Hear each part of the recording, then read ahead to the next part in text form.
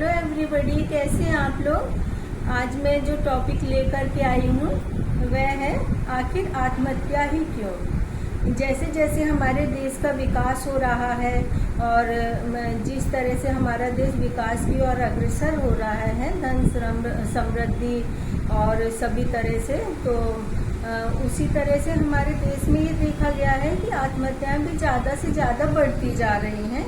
तो इसका क्या कारण है, आत्महत्या क्यों करते हैं और किस तरह से आप ऐसा करें कि आप ऐसा कदम उठाने से रुक जाएं, तो मैं इस बारे में थोड़ा सा कुछ बताऊंगी। तो सबसे पहले ये है कि आत्महत्या के बारे में हम कब सोचते हैं। आत्महत्या के बारे में हम जब सोचते हैं कि हम जीवन से बिल्कुल हार जाते हैं, जीवन में कुछ नहीं दिखाई देता, एकदम जीरो पर चले जाते हैं। तो हमें ये सोच कर कि हम जीरो पे चले गए तो हमारा जीवन खत्म है, वहीं से आपका जीवन शुरू होगा।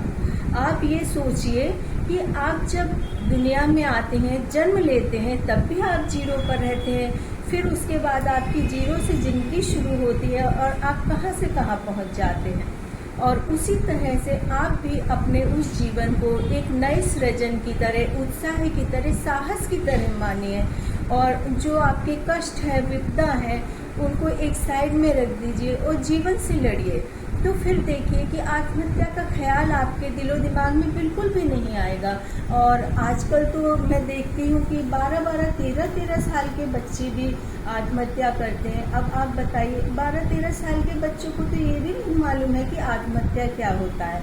हाँ, लेकिन वो आत्महत्या करते इसलिए हैं कि जैसे बच्चों को हम बहुत ज़्यादा डांटें, यदि वे हमारी नहीं सुन रहे कोई बात नहीं, लेकिन हमको भी उनको सुननी चाहिए कि तुम्हें क्या परेशानी है, क्या प्रॉब्लम है।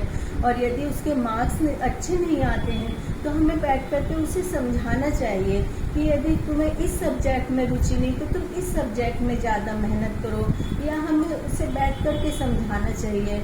और जो शिक्षक है, शिक्षकों को भी इस बात में पूरा सहयोग देना चाहिए, क्योंकि शिक्षक भी उनके माँ बाप और अर्थात माता पिता की तरह होते हैं, क्योंकि घर में तो उनका पालन पोषण और उन्हें आदर्श, नैतिकता सब सिखाना हमारा काम है।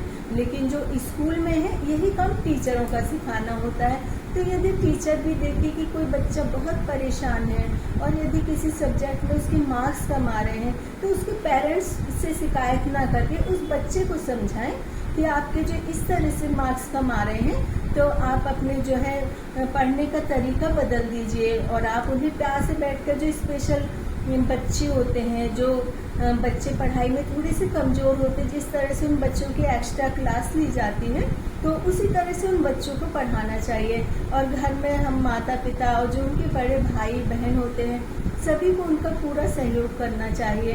तो इस तरह से बच्चे पढ़ाई में उनका मन भी लगेगा और आगे भी बढ़ेंगे, क्योंकि बच्चे ही हमारे देश का भविष्य होते हैं। और आजकल देखिए, लड़कियों की शादी होती है, कोई IAS ऑफिसर होती हैं, बड़ी बड़ी जॉब पर होती हैं, और उनकी शादी के बाद क्या देखते हैं हम, 2 या 3 दिन बाद वो या तो सुसाइड कर लेती हैं, या वो ये कहती है कि नहीं, मुझे इस घर में नहीं रहना है, मुझे डाइवोर्स चाहिए। तो इसमें हम ये नहीं कहते कि बेटी की कमी है, क्योंकि बेटी की कमी यदि होती तो बेटी को हमने इतना पढ़ाया लिखाया है, जॉब पर लगाया, उसके बाद उसकी शादी करी है। तो हमें ये सोचना चाहिए कि हमारी बेटी यदि शादी होकर के दूसरे घर चली गई है तो भी वो हमारी बेटी है, और हमें उसकी हर परेशानियों को सुनना चाहिए, समझना चाहिए। और मान लो यदि उसकी किसी वजह से ससुराल में नहीं बन रही है, वो नहीं रहना चाहती है, और वह आपसे कहती है कि मुझे वहाँ पर परेशान किया जा रहा है, मैं नहीं रहना चाहती, तो इस कंडीशन में आप ये ना करें कि उसे समझाएं कि नहीं बेटा, वो तो तुम्हारा दूसरा घर, तुम्हें वहीं रहना पड़ेगा। नहीं, आप ऐसा बिल्कुल भी ना समझाएं अपनी बेटी को। अपनी बिटिया को घर लेकर के आ जाएं, आप सक्षम हैं, आपकी बेटी सक्षम है, वह अच्छी तरह से जॉब कर रही है, अपनी ज़िंदगी संवारी। और ये मान लिया कि मान लो सक्षम भी नहीं है, तो भी तो किसी न किसी फील्ड में तो आपकी बेटी में टैलेंट है। तो क्या आपकी बेटी में यदि टैलेंट नहीं है, वो कम पढ़ी लिखी है, तो आप क्या ससुराल में उसे इसलिए छोड़ देंगे कि उसे परेशान किया जाए या तंग किया जाए? नहीं, आपको हर हाल में अपनी बेटी का सपोर्ट करना चाहिए। और यदि इसी तरह से आप अपनी बेटी का सपोर्ट करते रहेंगे तो हमारे देश में कितनी सारी बच्चियां आत्महत्या करने से या फिर दहेज के लिए जिन्हें मार देते हैं, इस तरह के जो है ऑफेंस से वो बच जाएंगी। और जहाँ तक देखा है कि कई व्यापारी भी हैं, बड़े बड़े जो है पोस्ट पर रहते हैं, वो भी सुसाइड कर लेते हैं। तो अब आप ये सोचिए, जो इतनी बड़ी पोस्ट पर है, इतनी बड़ी पोस्ट पर जाने के लिए जिसने एजुकेशन के लिए कितनी मेहनत करी होगी, और वो 1 सेकेंड में सुसाइड कर लेता है।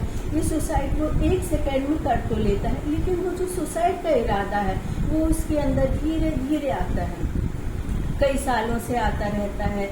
और यदि आप देखें कि हमारे घर का कोई मेंबर है और यदि वो उदास बैठा है, हमसे कुछ नहीं बता रहा है, तो हमें उससे पूछना चाहिए कि ऐसी कौन सी बात हो गई है जिस बात से आप परेशान हैं, हमको नहीं बता रहे हो। और यदि कोई भी ऐसी बात है कि जैसे कि किसी व्यक्ति को डोमिनेट किया जा रहा है, यदि किसी व्यक्ति को ब्लैकमेल किया जा रहा है, तो वो घर पर इसलिए नहीं बताएगा कि उसे ये लगेगा कि उसने गलत काम किया। नहीं, ऐसा नहीं होता है। हर कोई व्यक्ति गलत काम नहीं करता, कई बार उसे इस तरह से के गलत कामों में ब्लैकमेल करने के लिए फंसा लिया जाता है। तो आप चाहे पत्नी हैं चाहे बहन हैं, आप हर कंडीशन में उस व्यक्ति का साथ दें और उस व्यक्ति का साथ न दें जो कि उसे आत्महत्या करने के लिए या उसे फिर आप लोगों से दुनिया छोड़ कर के जाने के लिए मजबूर कर रहा है। तो कई सारी ऐसी बातें होती हैं कि जिस वजह से आदमी आत्महत्या कर लेता है। तो अब देखिए, हमारा जो पहले तो ना समाज था ना परिवार था, हमारा देश पहले तो एकदम कबीलों में बटा हुआ था, जंगल समुदाय था, किसी के रहने के लिए कोई घर नहीं था, परिवार नहीं था। फिर धीरे धीरे परिवार बना, परिवार से समाज बना। तो जो हमारा समाज रहता है, समाज भी संगठित होना चाहिए, उसमें एकता होनी चाहिए। उसी तरह से परिवार में भी पूरी तरह से एकता होनी चाहिए।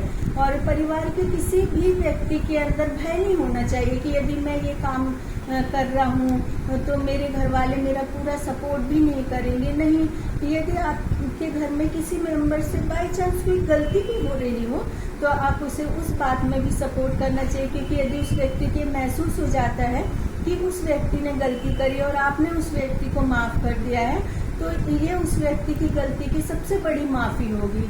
तो आप लोगों को पूरा सपोर्ट करना चाहिए। अब देखिए, ये पूरी पृथ्वी गोल है और गोल पृथ्वी घूमती रहती है। कभी भूकंप भी आता है, कभी बाढ़ आती है, तेज तूफान आता है, सारे झोंकों को ये पृथ्वी समेटती चली जाती है। उसी तरह से हमारी लाइफ भी है, वो भी इसी तरह के घेरे में घूमती रहती है और उसकी ज़िंदगी में भी हर तरह की परेशानियां भी आती हैं और उसके बाद में सफलता भी मिलती है। तो आप उस परेशानियों को एकदम भूल जाइए और अपने आप को एकदम स्ट्रॉन्ग बनाइए और स्ट्रॉन्ग बना करके आप सफलता की ओर जाने के लिए अपने आप को पूरा तैयार कीजिए। और अपने आप को तैयार करने के लिए आपको सबसे पहले क्या करना चाहिए, यदि आप धार्मिक हैं, पूजा पाठ करते हैं, तो आपके कोई इष्ट देव होंगे। आपने किसी भगवान को ऐसा सोच रखा होगा कि जिनकी आप पूजा करते हैं, जिनके आगे आप अपने आप को स्ट्रॉन्ग बनाने के लिए प्रेयर करते हैं, सब कुछ मांगते हैं। तो उसी तरह से उस इष्ट देव को अपने हृदय में बसा लीजिए और इष्ट देव को इस तरह से हृदय में बसा लीजिए कि वो ही आपकी सारी परेशानियों को दूर करेंगे और उन पर पूरा विश्वास कीजिए, अर्थात समर्पण कर दीजिए उन पर। तो इस तरह से आपके अंदर का जो विल पावर है वो भी स्ट्रॉन्ग होगा और परेशानियों से लड़ने के लिए भी आपको पूरी मदद मिलेगी। धन्यवाद।